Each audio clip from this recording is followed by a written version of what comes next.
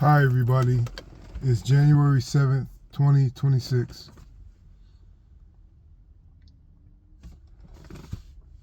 Um, the thing about change that we attribute characteristics to, be it people, situations, or places, um, sometimes when we think something has changed, it really, in objective reality, hasn't changed.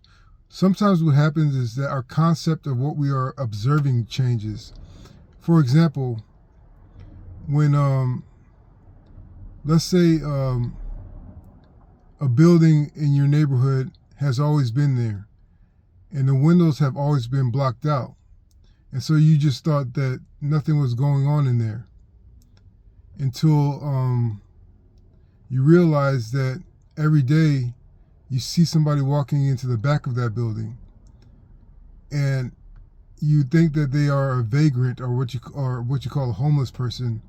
And then you come to find out that just because the windows are blacked out, and you saw inside one time there was a kitchen and they were making food, and orders were coming, were being taken out for delivery from the back of the building that you never saw before.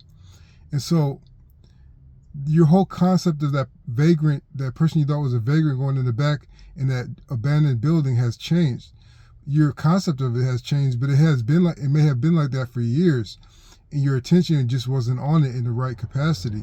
So that's how a lot of things in life, you believe that they changed, but it has been your concept of them that changed. So when you apply that to your life, you may see like a part of yourself that you may deem ugly. Maybe you think your shyness makes you ugly, and you've hated your shyness for years. It's like it became like a real daily annoyance that you couldn't get over. And then you look at yourself, you say, no, I'm not shy. I'm just quiet because I like to listen to people talk. I don't think I have too much to say to offer because I enjoy listening to people more than I enjoy taking up space with my words. And so your concept of being shy has been shifted into realizing that you are a listener, that you facilitate conversation. So that's an example how things change.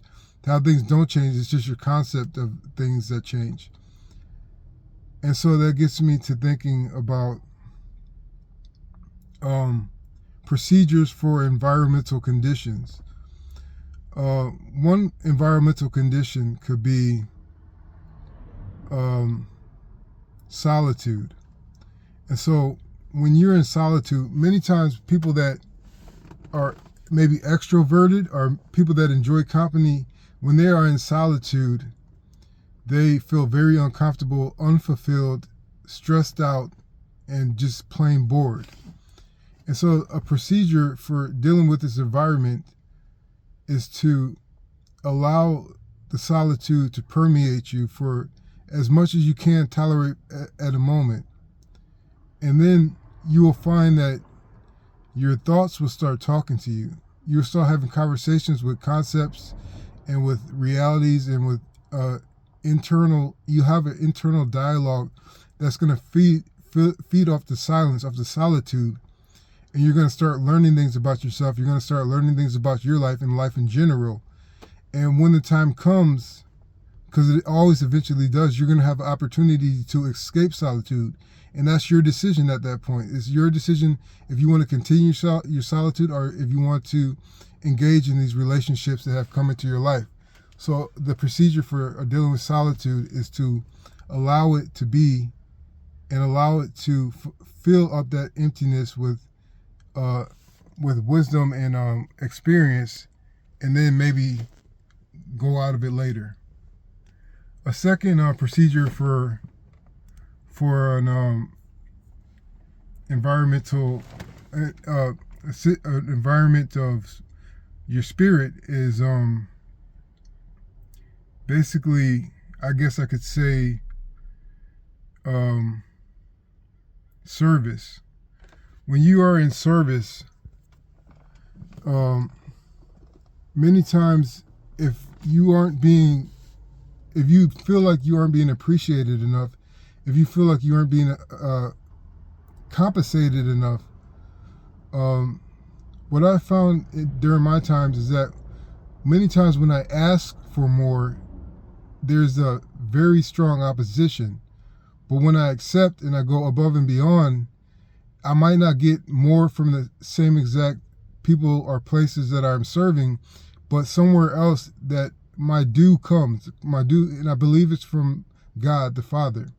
So when you are in service and you are not being appreciated enough, go above and beyond, do more, and stick to your honor, stick to your trustworthiness and to your character, and you will be compensated more abundantly if you keep on with this attitude instead of getting bitter and getting annoyed. And so another environmental procedure for an environmental condition would be when you want to branch out and do more, but you feel like you don't have enough energy, or you feel like your resources are limited to facilitate this taking on of more experience.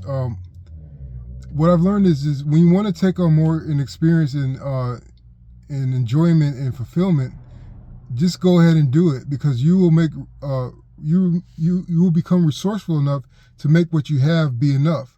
It's almost like if there's a good musician, he doesn't have to have the best tools. He doesn't have to have an abundant tools. He just has to have his tools or his or her tools, and just enough to create with what he has inside and with what little he has physically or what have you, to make music. Whatever he has, he's going to make the best music he can with what he has. So when you want to do more and you feel like you don't have enough to facilitate what you want to do, just act on with what you have, and the rest will more than likely fall in place, and it will fall in place even better because you have to be more creative with less resources. So I hope this helps. Thanks.